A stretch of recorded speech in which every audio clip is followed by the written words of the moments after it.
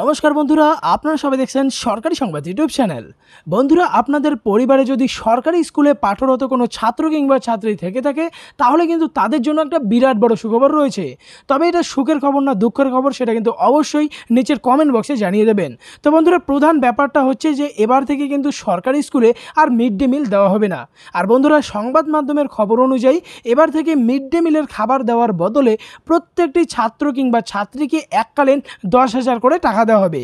তো দেখুন, এই ব্যাপারে এখানে হেডলাইনে বড় বড় করে বলা হয়েছে যে মিড ডে মিলের বদলে ছাত্রছাত্রীদের ব্যাংক অ্যাকাউন্টে 10,000 টাকা দিচ্ছেন মোদিজি। কেন্দ্রের বিরাট বড় ঘোষণা। কিভাবে ছাত্রছাত্রীরা এই 10,000 টাকা পাবে, কবে থেকে পাবে, কোন কোন জেলার ছাত্রছাত্রীদের এই টাকাটা দেওয়া হচ্ছে, এই সব কিছুই আজকের ভিডিওটিতে আমি আপনাদের জানিয়ে দেবো। তবে তার আগে বন্ধুরা, যদি আপনারাও আপনাদের সন্তানদের অ্যাকাউন্টে এই 10,000 টাকা পেতে চান, তাহলে কিন্তু সবার প্রথমে এই ভিডিওটিকে একটি লাইক করে দেবেন।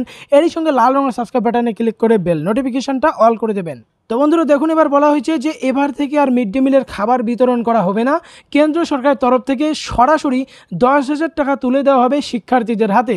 কেন্দ্রের তরফ থেকে সম্প্রতি এই মর্মে একটি বিশেষ বিজ্ঞপ্তি জারি করা হয়েছে, যেখানে জানানো হয়েছে যে স্কুল পড়ুয়াদের ব্যাংক অ্যাকাউন্টে সরাসরি মিড ডে মিলের বদলে নগদ 10,000 টাকা দেওয়া হবে। দেখুন, নিচে বলা হয় যে কেন্দ্রীয় শিক্ষামন্ত্রী রমেশ পোখরিয়াল নিশাঙ্ক এইমাত্র জানান যে মিড ডে মিলের বদলে এবার 11,80,00,000 ছাত্রছাত্রীদের ব্যাংক অ্যাকাউন্টে 10,000 টাকা পাঠানো হবে। প্রথম শ্রেণী থেকে অষ্টম শ্রেণীর ছাত্রছাত্রীদের মিড ডে মিলের বদলে 10,000 টাকা দেওয়া হবে। কেন্দ্রের এই সিদ্ধান্তকে অনেকেই প্রশংসা জানিয়েছেন। বন্ধুরা, বিশেষজ্ঞ মহলের দাবি যে কেন্দ্রের এই নতুন উদ্যোগটা যদি বাস্তব রূপ হয়, তাহলে 11,80,00,000 পড়ুয়ারা খুবই উপকৃত হবে।